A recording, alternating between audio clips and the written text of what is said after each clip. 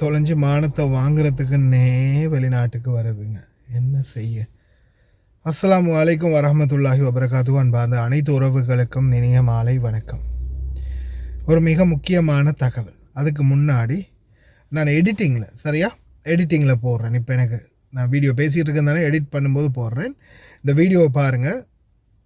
குழந்தை பிள்ளைட ரூமுக்குள்ளே சரியா அந்த ரோபோட்டிக் பொம்மை இருக்குது.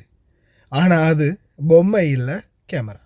பாருங்கள், கேமரா உள்ள ஃபிக்ஸ் பண்ணி அந்த பொம்மையோட தலைக்கு மேலே அதை ஃபிக்ஸ் பண்ணி விட்டால் அது அங்கிட்டு இங்கிட்டு திரும்புது, எல்லாம் செய்யுது, அங்கிட்டு இங்கிட்டு பார்க்குது.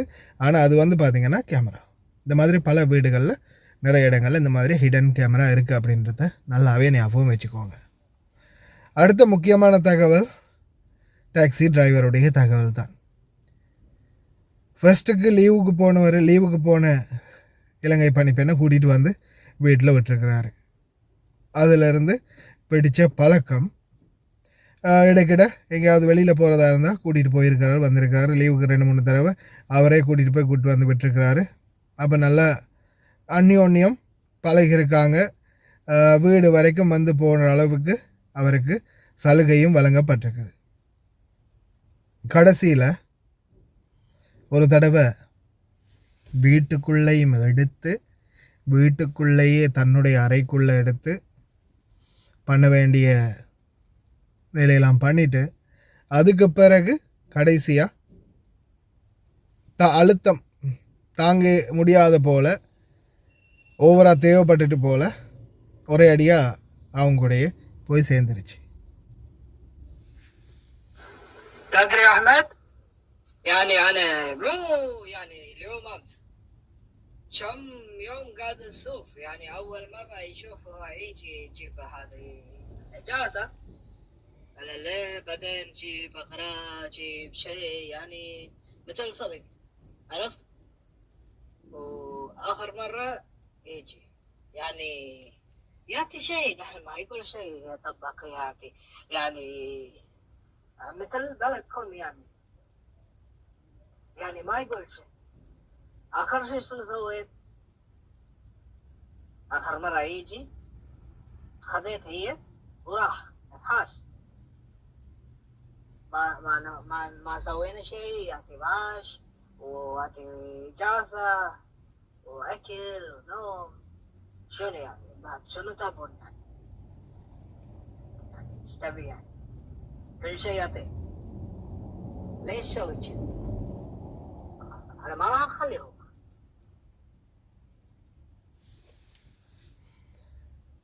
தன்னுடைய அறைக்குள்ளே எடுத்து கொய்த்து வீட்டுக்குள்ளேயும் கலகம் பண்ணிவிட்டு கடைசியாக கடுப்பு தாங்க இல்லாமல் கிளம்பி ஓடி இருக்குது. இதெல்லாம் வெளிநாட்டுக்கு எதுக்கு வருதுன்னே தெரியல. லீவுக்கு போய் பாருங்கள், லீவு கொடுக்குறாங்க. மாதத்துக்கு ஒரு வெள்ளிக்கிழமை லீவுக்கு போகிறாங்க. சம்பளம் உடுப்புடவையிலேருந்து சாப்பிட கொடுக்குறதுலேருந்து பல்லு விளக்குறதுலேருந்து பெண்களுக்கு தேவையான அனைத்து விதமான சலுகைகளையும் செஞ்சு கொடுத்துருக்குறாங்க. அந்த அவருடைய வாய்ஸ் கட்டை கூட நான் சேஞ்ச் பண்ணி தான் போட்டேன், வாய்ஸ் எடிட் பண்ணி. வீடியோ கால்லனே காட்டினார், ரெக்கார்டிங் ஒன்றும் பண்ணிக்கொள்ளலை.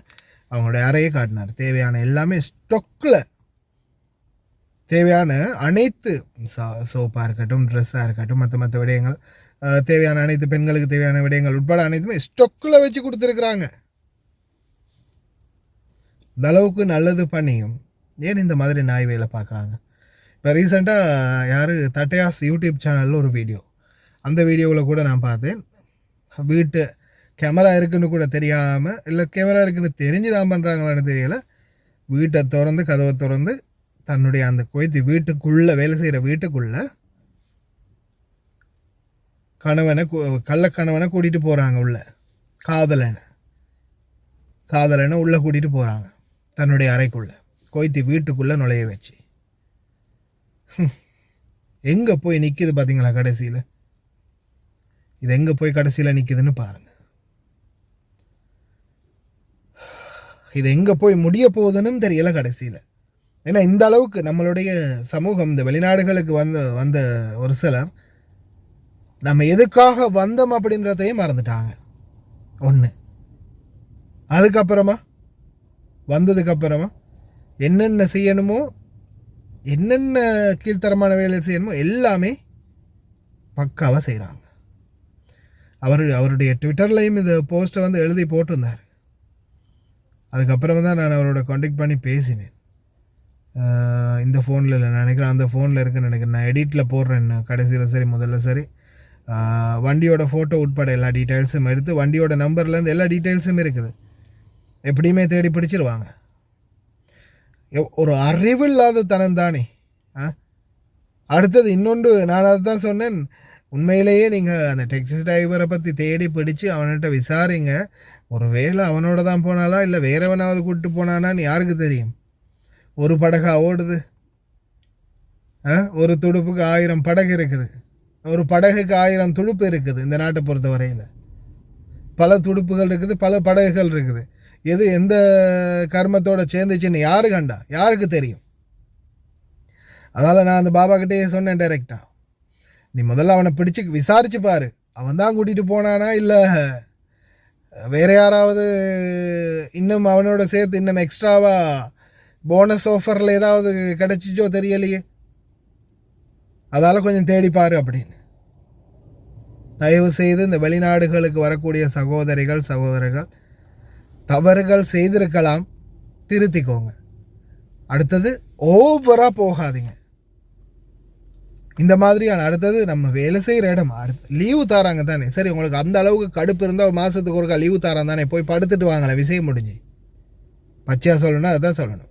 ஒரு மாதத்துக்கு ஒரு லீவு தாரான் தானே, போய் படுத்துட்டு வாங்க, விஷயம் முடிஞ்சு.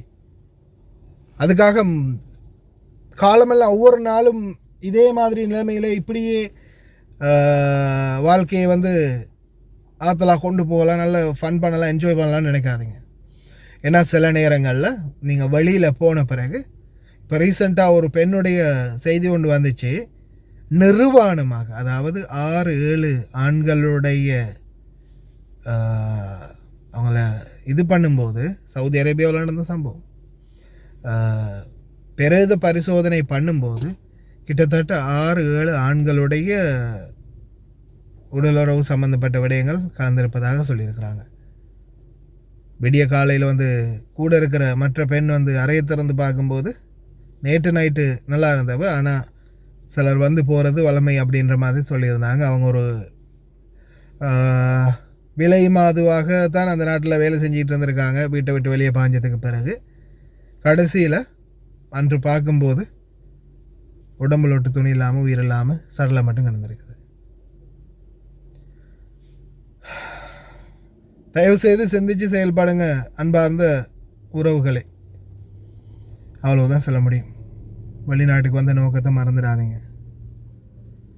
ஒவ்வொருத்தரும் நம்ம உட்பட எல்லாருமே தப்பு செய்கிறந்தான், திருத்திக்கோங்க. பெரிய அளவில் அந்த தவறால் உங்களுடைய வாழ்க்கையும் உங்களுடைய ஒட்டுமொத்த கனவுகளுமே சிதைஞ்சு போயிடும். நீங்கள் நினச்ச எதுவுமே நடக்காது. கடைசியில் மொத்தமாக உங்களுடைய வாழ்க்கையே அழிஞ்சு போயிடும். சிந்திச்சு செயல்படுங்க.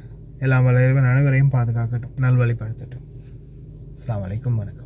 කුවේට් රටේ සේවය කරන ඔබට ලංකාවට කාගෝ බඩු දාන්න හොඳ තොග කඩයක් හොයනවද? මෙන්න එහෙනම් ඒකට හොඳම තැන ලංකා ෆුඩ් සිටි. සියලුම ආහාර වර්ග, ටොෆි, චොක්ලට්, සබන් කුඩු, සබන්, ෂැම්පූ, තෙල් වර්ගයන සියලුම බඩු සාධාරණ මිලට ඔබ සේවය කරන ස්ථානයටම ගෙන්වා ගන්නත් පුළුවන්. ෆ්‍රී ඩිලිවරි ඕනෑම වේලාවක අලුත් නිෂ්පාදන දින සමග ලංකා ෆුඩ් සිටි අපේම තැනක්. වැඩි විස්තර සඳහා මතන්න 65 62 63 90 90 94 22 81. ආයිබෝවයා කුවේට්. ඉතින් ඔන්න කාලයකට පස්සේ අති දැවැන්ත ප්‍රසංගයක් අරගෙන ඩිලාවිස් සීදු බ්‍රේව් කුවේට් රාජ්‍යයට එනවා පෙබරවාරි 13 වෙනිදා. මචං, hello මචං අමියා, thank you. ඉතින් මචං අමියා සහ ලෝටස් ඉවෙන්ට් මැනේජ්මන්ට් කරන දැවැන්ත ප්‍රසංගයක් තමයි පෙබරවාරි 13 වෙනිදා තියෙන්නේ. ඉතින් ස්ථානය තමයි ෂුවෙක් මුයින්පික් කන්වෙන්ෂන් සෙන්ටර්. ඉතින් මේ මිනිස්සු තමයි මේ දැවැන්ත ප්‍රසංගය පැවැත්වෙන වෙලාව තමයි පස්වර 6 ඉඳගෙන රාත්‍රී වෙනකම්ම මේ දැවැන්ත සුන්දර ප්‍රසංගය දිනවා. ඉතින් ලංකාවේ ඔයගොල්ලෝ ආදරය කරන දැවැන්තම කලාකරුවන් පිරිසක් එනවා මේ ලස්සන ප්‍රසංගයට ගීතවත් වෙන්න. ඉතින් ඔබ සියලු දෙනාටම ආරාධනා කරනවා. මොකද කාලයකට පස්සේ තමයි කුවේට් රාජ්‍යයට ශ්‍රී ලාංකික සංගීත කණ්ඩායමක් විශේෂයෙන් දිලාවේ සිදු බ්‍රේව් අපි එන්නේ. ඒ නිසා සියලු දෙනාටම ආරාධනා කරනවා මේ ලස්සන අනගි අවස්ථාව මගහර ගන්න නැතුව අනිවාර්යෙන්ම එන්න කියලා. එහෙනම් මතකිනි ස්ථානය ශ්වේක් මුයින්පික් කන්වෙන්ෂන් සෙන්ටර්. ඉතින් මේ තැන තමයි මේ ලස්සන ප්‍රසංගය තියෙන්නේ. සවස් 6 ඉඳලා රාත්‍රී වෙනකම්ම මේ දැවැන්ත ප්‍රසංගය තියෙනවා. එහෙනම් පෙබරවාරි 13 වෙනිදා මතක තියාගන්න මේ දවස. thank you මචං අමියා. ලස්සන වැඩකින් කුවේට් රාජ්‍යයේ දිලාවේ සීදෝ බ්‍රේව් අපි හමු වෙනවා. मेरा जिया में मुमुनन्ने फिर की